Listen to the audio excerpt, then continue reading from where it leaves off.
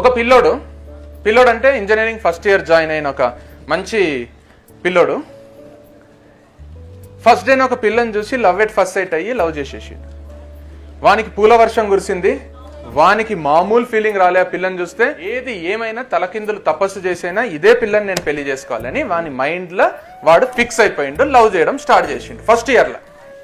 ఆ పిల్లని ఇంప్రెస్ చేయడానికి ఏమేం చేయాలో అన్ని చేసిండు. మంచి చదువుకుంటే ఇంప్రెస్ అవుతుంది, మంచి చదువుకున్నాడు, మంచి బాడీ ఉంటే మంచి ఫిట్నెస్ ఉంటే పడుతుందని మంచి జిమ్ పోవడం స్టార్ట్ చేసిండు. 6 months అయిపోయింది, 1 year అయిపోయింది, 1.5 year అయిపోయింది.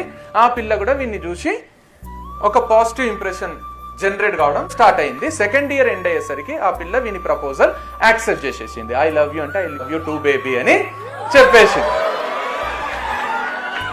వీనికి ఎక్కడ లేని ఆనందం, వీనికి ప్రపంచాన్ని జయించిన ఫీలింగ్. ఆ పిల్ల కూడా ఏం తక్కువ లేదు.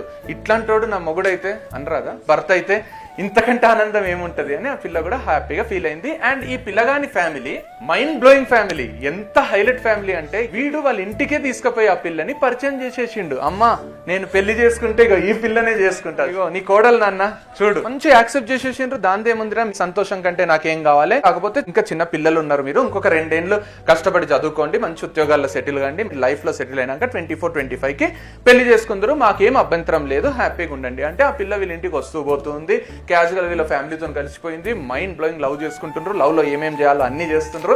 ఇక ఇంతకంటే అద్భుతం ఏమన్నా ఉంటుందా లైఫ్ లో అన్నట్టు లవ్ చేసుకుని మంచిగా చదువు మీద కూడా ఫోకస్ చేసి మంచి ఉద్యోగాలు తెచ్చుకున్నారు, సెటిల్ అయింటారు. ఒక 2 ఏళ్ళు వర్క్ చేసిండ్రు. 25 years వచ్చేసినాయి, ఇంకా పెళ్లి చేసుకోవాలి. సో వీళ్ళు ఇద్దరు వేరే వేరే క్యాస్ట్. ఆ పిల్ల ఫ్యామిలీ వీని ఫ్యామిలీ అంత ఓపెన్ కాదు. వాళ్ళ ఇంట్లో వాళ్ళ ఫ్యామిలీ ఎట్లాంటి ఫ్యామిలీ అంటే పరువు కోసం ప్రాణం ఇచ్చే ఫ్యామిలీ. వాళ్ళ ఫ్యామిలీ ప్రేమిస్తే చంపేస్తాం, ప్రేమిస్తే నరికేస్తాం అనే టైప్ ఫ్యామిలీ. ఎవరిది? ఆ పిల్ల వాళ్ళ ఫ్యామిలీ.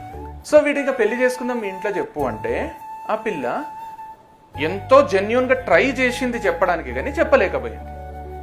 ఇంట్లో చెప్పు అంటే వీనికి చెప్పింది. ఏం చెప్పింది?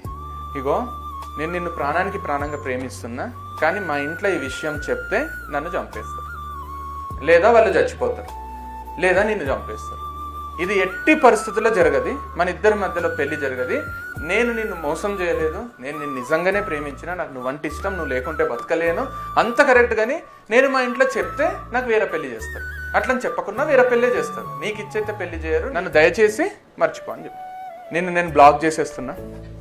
ఇంకా కాల్ చేయకు, నాకు మెసేజ్ చేయకు, నా మీద ఆశలు పెట్టుకోకు, నువ్వు పెళ్లి చేసుకొని హ్యాపీగా ఉండు, నా బతికిట్లు అయిపోయింది అని చెప్పేసి. Now you tell me, in this beautiful love story ఎవరిది తప్పు?